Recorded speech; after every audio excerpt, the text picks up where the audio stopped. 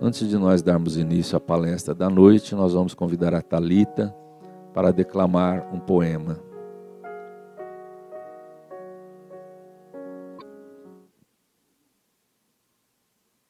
Boa noite a todos. Oração de José Silvério Horta, pela lavra de Francisco Cândido Xavier. Pai nosso que estás nos céus, dos sóis infinito, Pai de todos os aflitos deste mundo de escarcéus, santificado Senhor, seja o teu nome sublime, que em todo o universo exprime concórdia, ternura e amor. Venha ao nosso coração o teu reino de bondade, de paz e de claridade na estrada da redenção. Cumpra-se o teu mandamento, que não vacila e nem erra, nos céus como em toda a terra, de luta e de sofrimento. Evita-nos todo o mal, dá-nos o pão no caminho, feito na luz, no carinho do pão espiritual. Perdoa-nos, meu Senhor, os débitos tenebrosos, de passados escabrosos, de iniquidade e de dor. Auxilia-nos também nos sentimentos cristãos, a amar os nossos irmãos que vivem longe do bem. Com a proteção de Jesus, livra nossa alma do erro, sobre o mundo de desterro, distante da vossa luz. Que a nossa ideal igreja seja o altar da caridade, onde se faça a vontade do vosso amor, assim seja. Meus amigos, nós estamos recebendo em nossa casa pela primeira vez o nosso amigo René Galete, da cidade de Olímpia. O René trabalha na instituição Cruzada Assistencial Espírita Cristã e tem trabalhado na divulgação espírita, proferindo palestra em diversas cidades de toda a nossa região. E é com muita alegria, com muito carinho que nós o recebemos em nossa casa. Boa noite, meus amigos. Que todos estejam muito bem, né? A temperatura hoje está agradável. E como eu fui deselegante com o Divaldinho no ano passado, eu desmarquei. Como o tempo está gostoso, eu prometo que eu só vou ficar 3 horas com vocês hoje. Mas, primeiramente, né, nós temos que agradecer, que é isso que nós fazemos de melhor na nossa vida. Agradecer a oportunidade por estar nesta casa maravilhosa, nessa casa abençoada, com pessoas tão importantes, espíritos encaminhada rumo à perfeição moral, tendo Jesus como modelo e guia, essa casa envolvida, né, sobre os auspícios de Nossa Mãe Santíssima, Maria de Nazaré. Eu costumo dizer nos nossos grupos de estudo que quando nós conhecemos a palavra de Kardec, nós conhecemos a doutrina espírita na acepção, na simplicidade, na racionalidade que o Mestre nos trouxe, nós conseguimos analisar melhor as coisas, as histórias que envolvem na nossa vida. Nós sabemos que Jesus foi talvez o espírito mais perfeito, né, o exemplo de perfeição que tenha passado por este nosso planeta. E analisando Jesus à luz do Espiritismo, quando nós analisamos Jesus, por exemplo, à luz do livro A Gênese, que Kardec vai falar sobre a superioridade da natureza de Jesus, que é aquele capítulo onde Kardec fala que Jesus ele era como nós, ele era feito de carne e osso, né, tinha as mesmas necessidades físicas que nós tínhamos, né? Ele não tinha nada de maravilhoso na sua constituição física, no seu corpo físico, mas a sua grandiosidade, o seu diferencial estava na natureza do seu espírito, porque sendo um espírito que já teria passado, né, por tudo aquilo, por todos os desafios, por todas as provas que uma existência poderia ter colocado sobre ele, ele chegou à ordem, ao grau de um espírito puro e se transformou no nosso mestre, no nosso modelo e guia. Então, Kardec vai falar que Jesus, né, as curas, os ditos milagres que Jesus operou em sua época, nada tinha de mediúnico. E isto acaba se tornando um pouco óbvio para nós, porque se Jesus era o mais, né, o melhor, então qualquer espírito que agisse sobre ele ali seria um espírito de uma ordem, de uma escala menor do que ele. E aí Kardec fala, né, um dos trechos mais lindos que tem em suas obras, né, que ele vai usar uma metáfora e dizer que Jesus era médium de Deus, porque ele atribuía ao domínio dos fluidos, ao domínio da natureza, das vibrações, dos espíritos, para operar aquelas curas. E eu digo isso porque eu sempre faço essa comparação na nossa casa, em dizer que, se Jesus era um médium de Deus, que tinha esse controle, que qualquer espírito que agisse sobre ele ali seria um espírito de uma classe inferior a ele, eu coloco também, né, palavras minhas, isso não está na codificação, mas estudando a doutrina espírita, eu coloco Maria de Nazaré também no grau de um espírito puro, também no grau de um espírito tão perfeito, da mesma ordem, no mesmo patamar que está o nosso Mestre Jesus, porque Jesus, um espírito puro, né, o modelo e guia, o nosso mestre, ele não poderia ser gerado, ter vindo ao mundo por um espírito que tivesse uma natureza inferior a ele. Então Maria, sim, né, ela era tão superior quanto Jesus. E nós temos, né, este salvo-conduto, né, porque Jesus deve ser muito ocupado.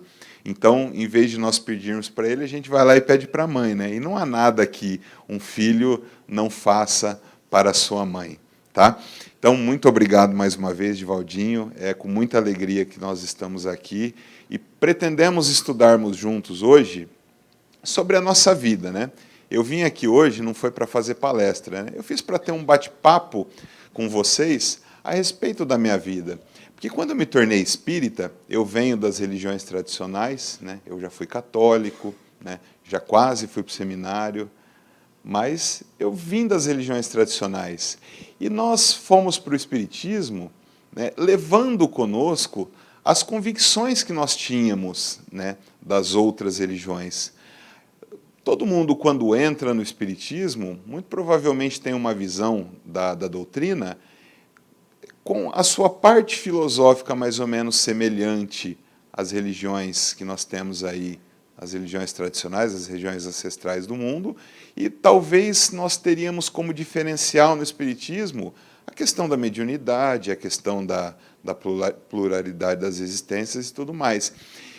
E eu sempre me perguntava, né, por que nós reencarnamos? Né? Por que eu reencarno? Por que eu tenho que reencarnar? Por que eu tenho que estar aqui? Né? Eu não poderia ficar lá, né, do lado de Deus, tudo mais bonitinho lá, sem ter que vir aqui passar por todos esses perrengues. E eu escutei, né, muitas vezes, falei assim, não, você reencarna porque você tem que pagar uma dívida que você teve do passado e tudo mais. Então, será que é por isso que nós estamos reencarnados aqui? Nós estamos reencarnados para pagar as dívidas que nós temos do passado, ou até aquelas dívidas que nós contraímos nesta existência? Olha, se for assim, eu vou ter que reencarnar infinitas vezes aí, porque meus boletos eles estão esticados aí por uma tantada de reencarnações na frente. E aí, estudando Kardec, na sua simplicidade, na sua racionalidade, com todo aquele conhecimento submetido a um controle rigoroso de concordância de espíritos, e não apenas espíritos, mas espíritos superiores, bons espíritos, espíritos que já têm o conhecimento da física, da dinâmica do mundo espiritual, ele nos traz a resposta. E a resposta por que reencarnamos, ela é simples demais. Ela é uma resposta que todos nós sabemos, mas nós não conseguimos colocar isso na nossa vida, nós não conseguimos fazer desta meta uma atividade cotidiana. E nós reencarnamos única e exclusivamente, não há outro motivo para a reencarnação de transformarmos todas as imperfeições que nós temos em virtudes.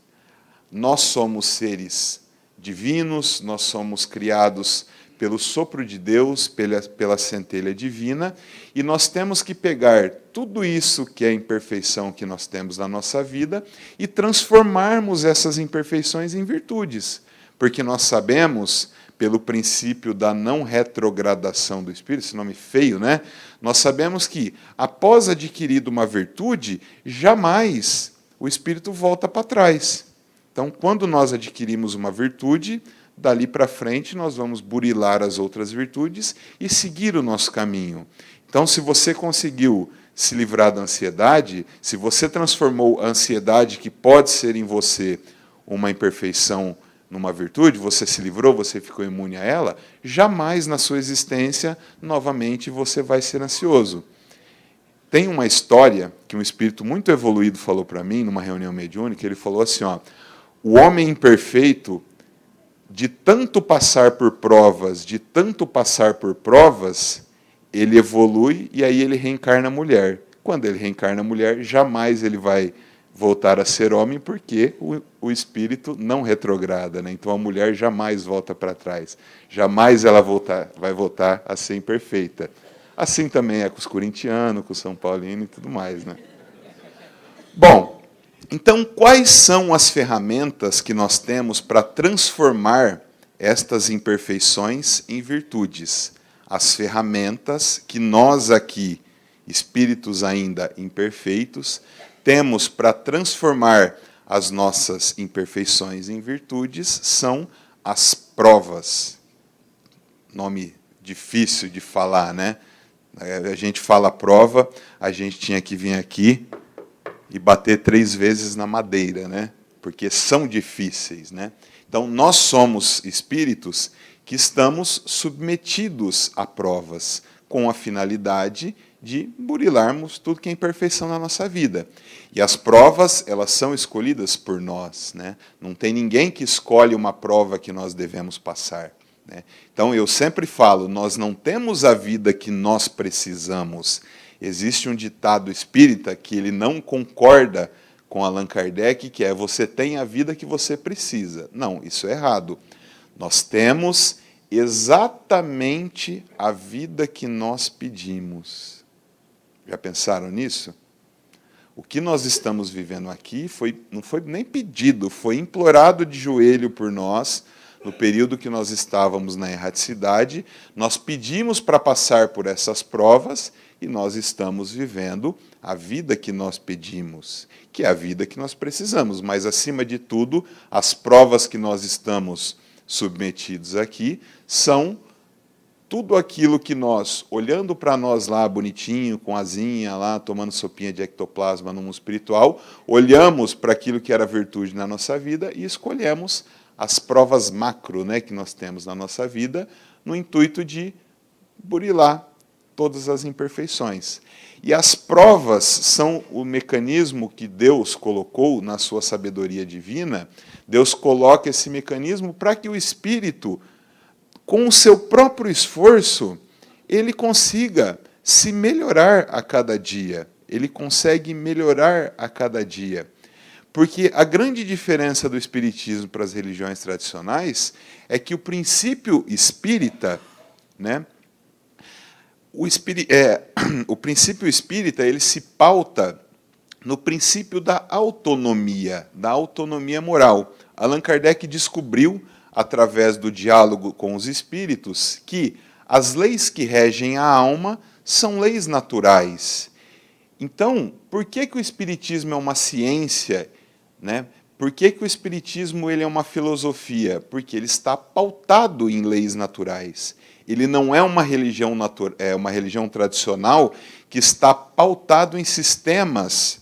Porque se o espiritismo fosse um sistema, eu ia ter aqui a minha opinião, o Divaldinho ia ter a dele, o outro ia ter a dele, e aí a gente ia fazer uma paçoca aqui de opiniões de cada sistema, de cada filósofo.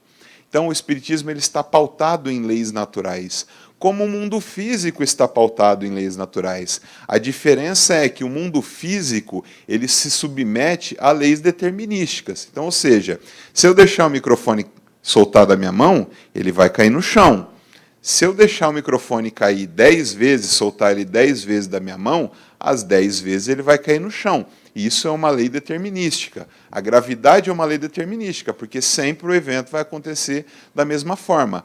Com o espírito, as leis que regem a alma não são leis determinísticas, porque depende de cada espírito. Nós sabemos que no mundo espiritual nós não precisamos comer. Aí nós vamos lá no livro dos espíritos, eles vão falar assim, o espírito não precisa comer, o espírito não precisa beber água. E aí alguém aqui participa da reunião mediúnica, vem um irmãozinho lá que está num grau de sofrimento muito grande, falando que está com frio, que está com sede, que está com calor. E aí, quem está errado? Ninguém está errado. Porque aquilo que está escrito no livro dos Espíritos, está escrito, foi ditado por espíritos diferentes de nós, no sentido de mais próximos a Jesus. E aquele irmãozinho que vem pedir socorro na reunião mediúnica, ele é um irmão como nós. Então, ou seja, as leis que regem o mundo espiritual dependem daquilo que está dentro de nós, porque nós vamos desencarnar, nós não vamos ganhar asas, nós não vamos ficar bonzinho, nós não vamos ficar malzinho. Nós vamos para o mundo espiritual, passado o período de perturbação que nós estamos submetidos, nós vamos para o mundo espiritual exatamente com as mesmas convicções que nós temos aqui. Então, se eu vou num templo religioso e a pessoa me fala que quando eu morrer eu tenho que ficar deitadinho lá no meu caixão até que o dia do juízo final Jesus venha e coloque os justos à direita e os justos à esquerda, eu vou ficar lá, meu espírito vai ficar lá esperando chegar Jesus, como tem vários desses tipos de relatos, por exemplo, em reuniões mediúnicas. Então nós vamos para o mundo espiritual levando as convicções que nós temos enquanto encarnados. E isso é importante a gente saber, porque se você quer saber como você vai morrer, basta que você olhe como você está vivo. Se você quer saber como você vai estar enquanto desencarnado, basta que você olhe como você está enquanto encarnado. Não tem nada diferente. A única diferença é que lá nós temos uma consciência um pouco mais expandida, e isso muito provavelmente vai causar um remorsozinho um pouco maior do que nós. Mas fomos criados por Deus, né, simples e ignorante. Né? Ninguém aqui estava no Jardim do Éden, nem com Adão, nem com Eva. Né? Então, todo mundo aqui foi criado simples e ignorante. Ou só eu? Então, todos nós fomos criados da mesma maneira, simples e ignorante.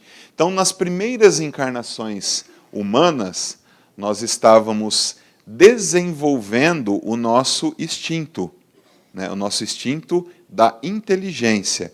Então Deus nos cria simples e ignorante, e aí o nosso anjo guardião, o nosso anjo da guarda, ele vai conduzindo a nós em encarnações onde nós vamos colocando à prova, nós vamos desenvolvendo aquele instinto de inteligência que já tinha ali guardado dentro de nós. Então éramos homens das cavernas, simples e ignorante. E aí caçávamos para comer somente nós. E aí fomos nos juntando em grupos, e aí aquela caça que ela era pequenininha já não servia mais, porque a gente precisava alimentar um número maior de pessoas, aí começamos a desenvolver ferramentas para matar animais maiores, precisávamos arrumar uma caverna ali que tivesse um pouco de conforto para as pessoas. Percebe como o instinto de inteligência vai se desenvolvendo? Até chegar um momento que esse instinto de inteligência se transformou em uma inteligência. E eu vou além. Até chegar um momento que esse instinto de inteligência se transforma na inteligência racional, na inteligência que é capaz de olhar para um fato e poder analisar aquele fato. E aí Allan Kardec vai falar que este ponto onde o espírito simples e ignorante conquista a inteligência racional, ele fala que não é nenhuma, nem 10, nem 100 encarnações. Ele vai falar que pode ter 100, 1 milhar de encarnações. Quando nós chegamos a este momento, onde nós conseguimos desenvolver a inteligência racional, aí a gente vai conquistar a maior pérola da nossa vida. Quando nós temos o domínio da razão, nós conquistamos perante o nosso Pai Criador a nossa liberdade. Quando nós adquirimos, nós conquistamos a inteligência racional, nós conquistamos também o nosso livre-arbítrio. E a partir deste momento, onde começa o nosso livre-arbítrio, através da nossa conquista, do nosso esforço, guiado pelo nosso anjo guardião, guiado por aquela pleiade de espíritos que estava ali em volta de nós, nos ajudando a desenvolver essa inteligência, nós temos que fazer uma escolha. A gente vai olhar para a vida, olhar para o futuro, e aí nós vamos ter que fazer uma escolha. Qual que é essa escolha que nós vamos fazer? Se nós queremos andar pelo caminho reto e largo que leva à casa de meu Pai, como disse Jesus, ou se nós vamos andar pelos caminhos tortuosos das delícias da vida. Este caminho reto e largo que leva à casa de nosso Pai é o caminho que nos conduz já para a segunda ordem dos espíritos, já para a ordem dos bons espíritos, dos espíritos da segunda ordem. Ou se nós vamos escolher, se nós queremos ir para o mundo, né? Na descida você me aperta, na subida você me aperta, na descida nós acerta, se nós vamos nos tornar espíritos imperfeitos.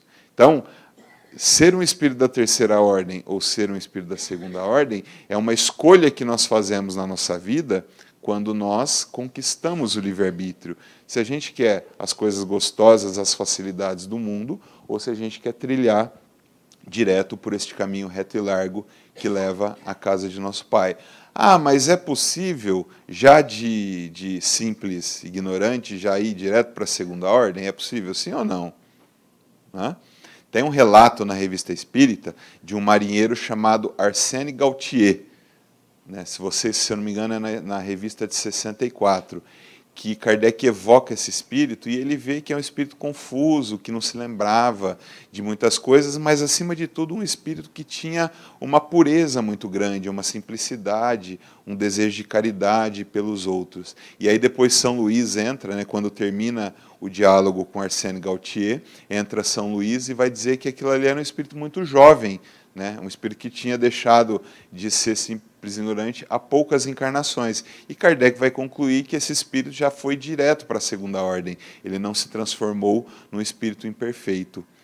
E quando nós, e aí a gente faz uma brincadeira que o professor Cosme Massi faz, como que a gente sabe como que nós fazemos para saber se nós somos espíritos bons ou espíritos imperfeitos, se nós somos espíritos da segunda ordem ou espíritos da terceira? O professor brinca assim, fala assim, se algum de nós, de vez em quando, alguma vez, a cada 2, 3 anos, não precisa nem ser cada 5 anos, nós temos ciúme, raiva, rancor, ódio, vontade de brigar, quando o cara fecha a gente no trânsito, abre o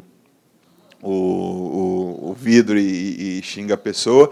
Então, se não só eu estou respondendo sim, significa que todos aqueles que responderam sim são espíritos da terceira ordem, são espíritos imperfeitos. Porque um bom espírito, ele jamais vai fazer isso porque ele não vai sentir vontade.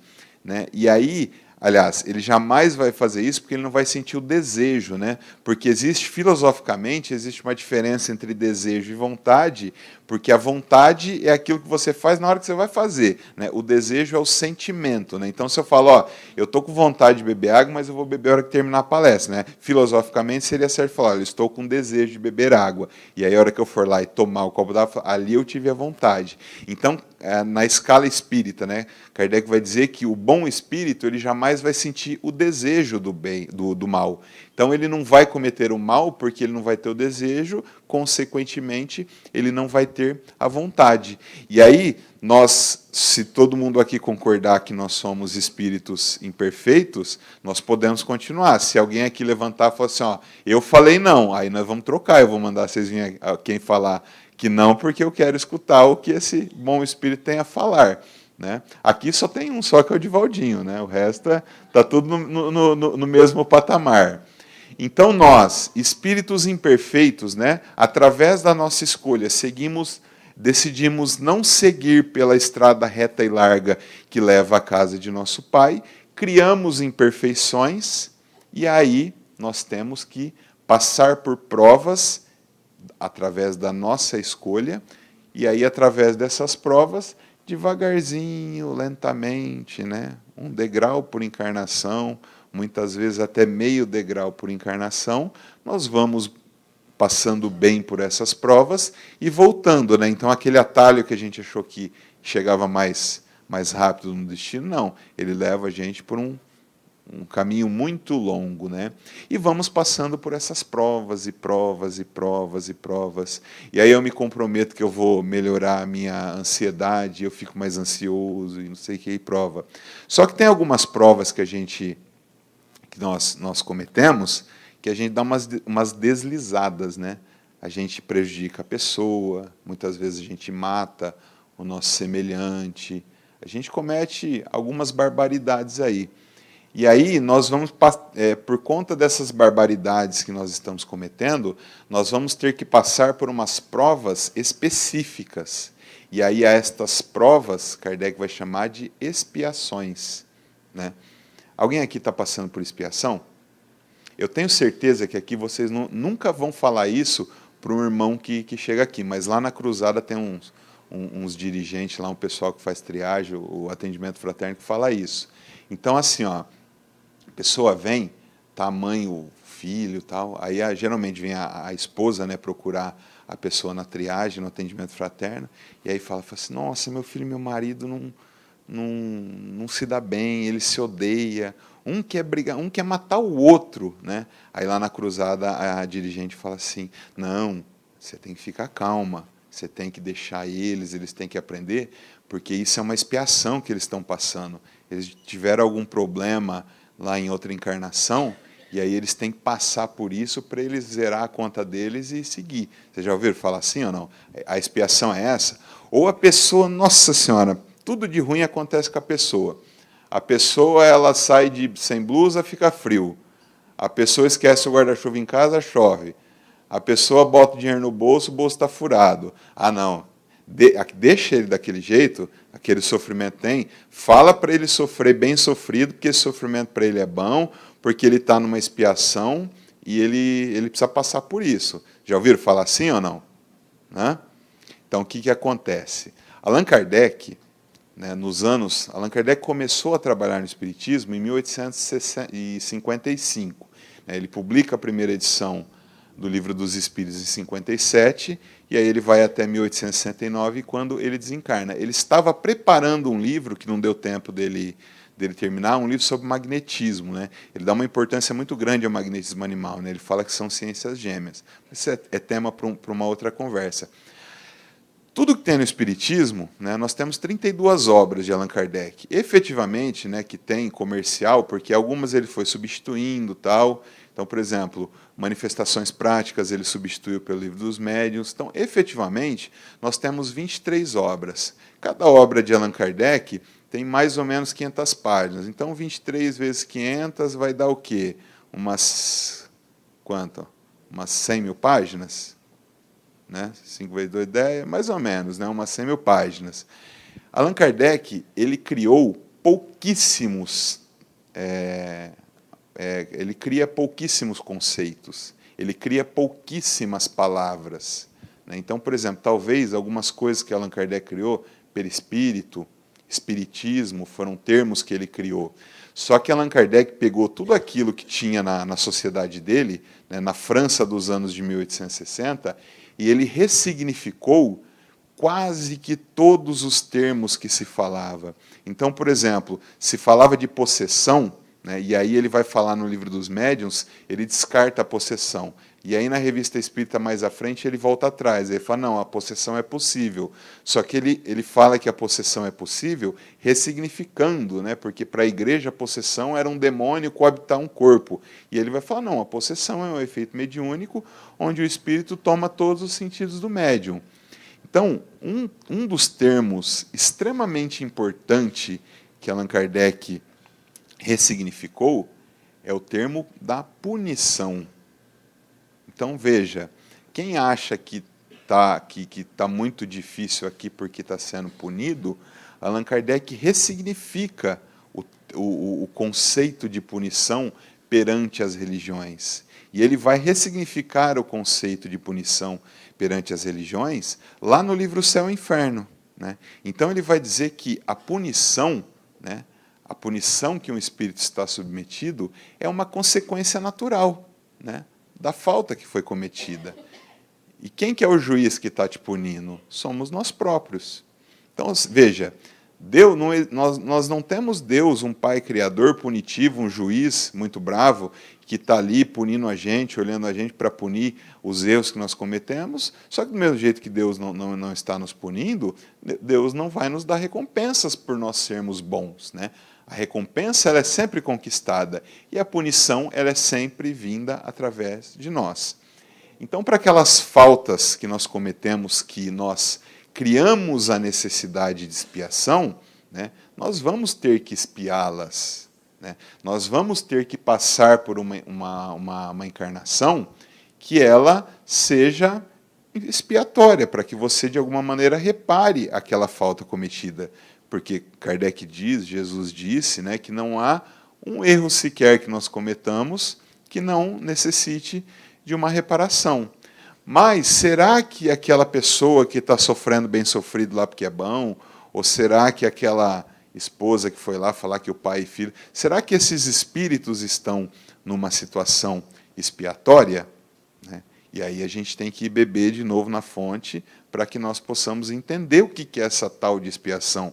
Porque todo mundo que está muito difícil a vida, fala, não, está difícil porque eu estou numa expiação. Eu fui ruim na vida passada e eu preciso vir aqui expiar minhas faltas para ver se na próxima eu vou ser bom.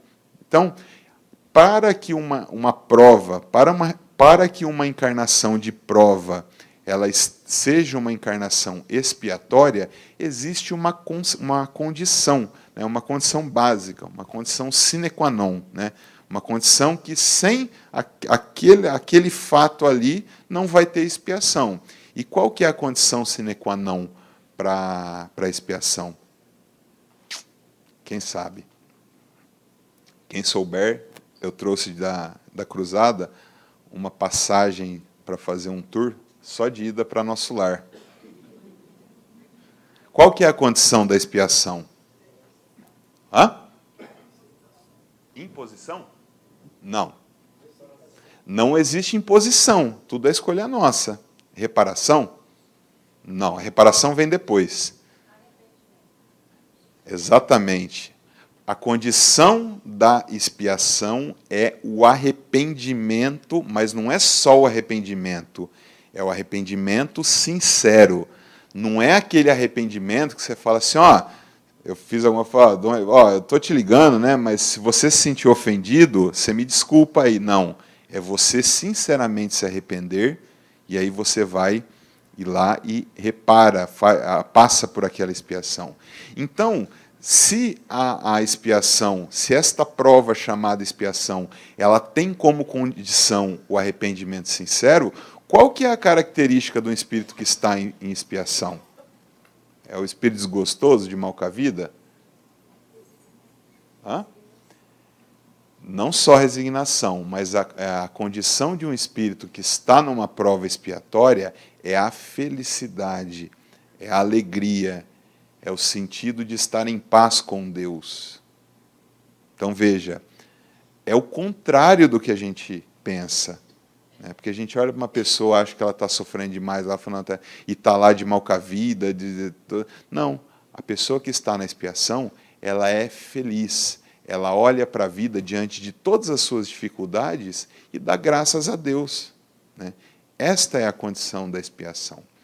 Nós temos no livro Céu e Inferno, o livro Céu e Inferno ele tem duas partes, né? A primeira parte é a doutrina e a segunda parte ele tem alguns exemplos. Então tem lá exemplo de espírito feliz, exemplo de espírito em situação mediana, né? E a última parte, né? A última parte do Céu e Inferno, ele vai falar de espíritos que estão em expiações terrestres, expiações terrenas, né? Ou terrenas ou terrestres, dependendo da tradução. Né? O último relato, ele vai falar lá de um espírito chamado Joseph Mitre, ou Maitre.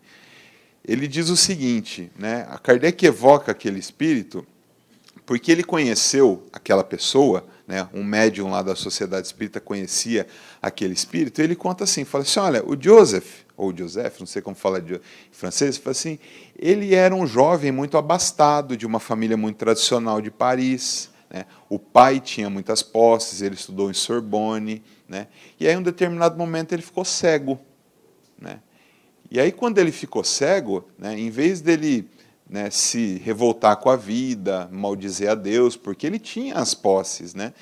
A gente sabe que naquela época, né, nos anos de 1800, a desigualdade social na França era muito grande. Então, ele se tornou cego e continuou feliz, continuou dando graças a Deus, né, continuou seguindo a sua vida com aquelas dificuldades que foram impostas no seu caminho. E aí, né, quando a vida da gente está muito feliz, o que acontece? Você vai lá e dá outra tropeçada. O Joseph, além de cego, ele ficou surdo também. Né? Já leram esse relato lá no Céu e Inferno? E aí ele ficou surdo, e aí sim, aí ele tinha todos os motivos para se desgostar com Deus. E aí ele vai falar lá no relato dele, fala assim, olha, eu fiquei cego, surdo, eu só tinha o tato e a audição para me comunicar com o mundo.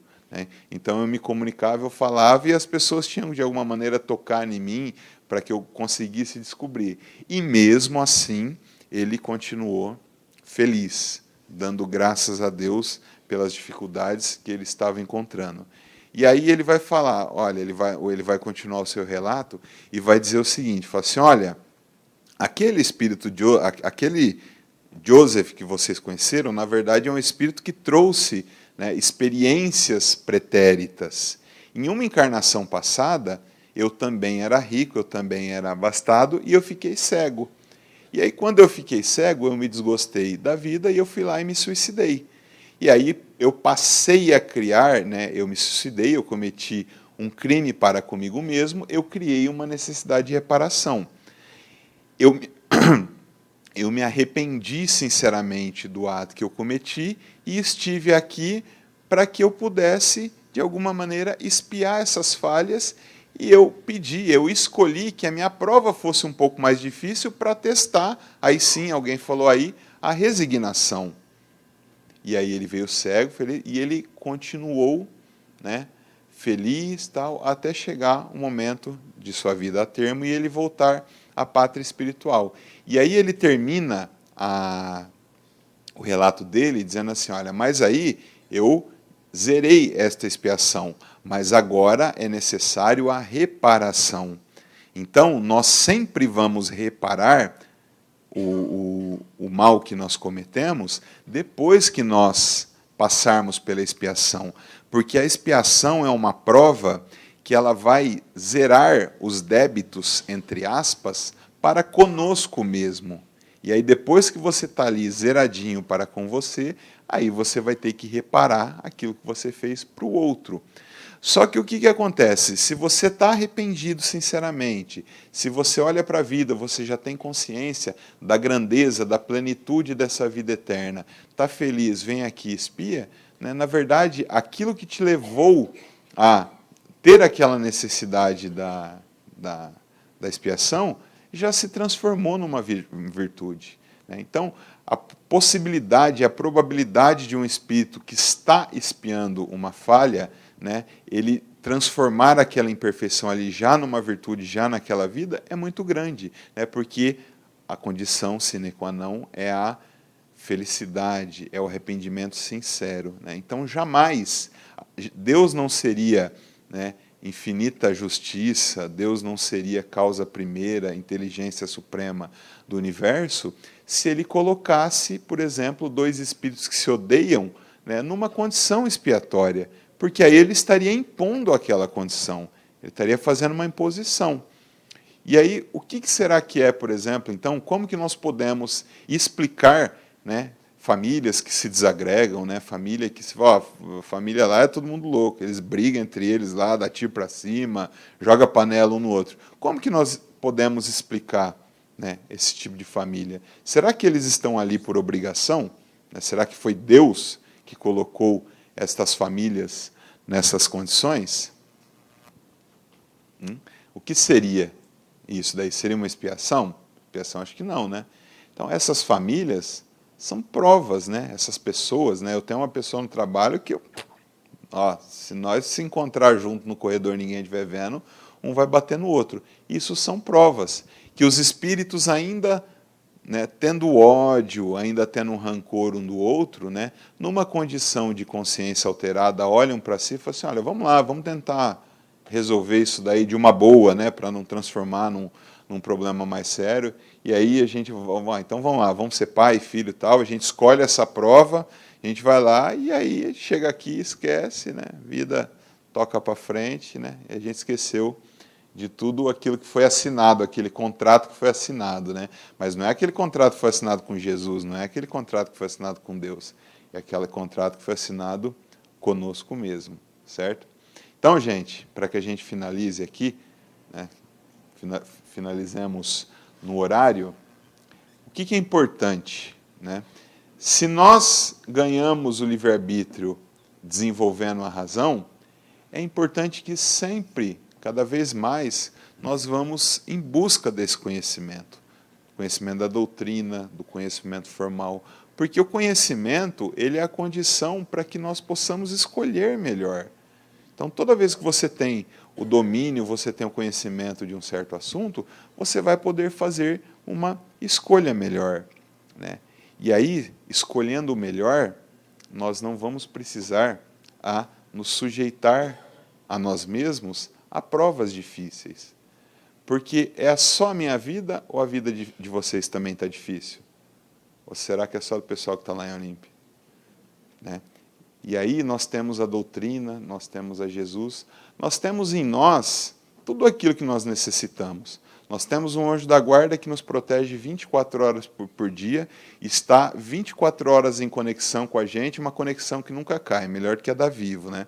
Nós temos um corpo que ele é capaz de entrar em equilíbrio com o universo, com a natureza, e produzir em nós a cura, né? E nós temos o nosso Pai Criador, né, que olha para nós quando nós estamos no meio da tempestade, né, quando nós olhamos para os problemas que existem no mundo, né, e aquelas ondas muito fortes que a gente já fala assim, olha, eu vou me afogar, não vou conseguir. Né? Muitas vezes os problemas eles se mostram assim para nós. E aí a gente pede socorro para Deus. Né? E quando nós estamos assim, que nós pedimos socorro para Deus, eu lembro do Chaves, né? Mais especificamente eu lembro do Kiko, porque aí Deus fala para nós, igual a dona Florinda falava para o Kiko, né? Quando a gente pede, fala assim, meu Deus, pelo amor de Deus, me ajuda que eu estou no meio da tempestade. E aí a dona Florinda, Deus fala assim para nós, fala assim, calma meu filho, calma tesouro, você não está numa tempestade, você caiu numa poça d'água. Então, os problemas da nossa vida são ferramentas, são pérolas. Os problemas da nossa vida são poça d'águas, que quando todos nós aqui fomos iguais a Jesus, nós vamos nos encontrar de novo, olhar para trás e dar risada. Falar assim, olha como que a gente era bobão lá, não sabia o que era, qual que era a verdadeira realidade. Muito obrigado pela atenção de vocês, espero que eu não tenha sido prolixo, que eu não tenha me estendido muito, e mais uma vez obrigado ao Divaldinho, à direção da casa. Eu estou muito feliz por estar aqui hoje e saio daqui com o coração repleto do amor que vocês estão transmitindo para mim aqui. Muito obrigado.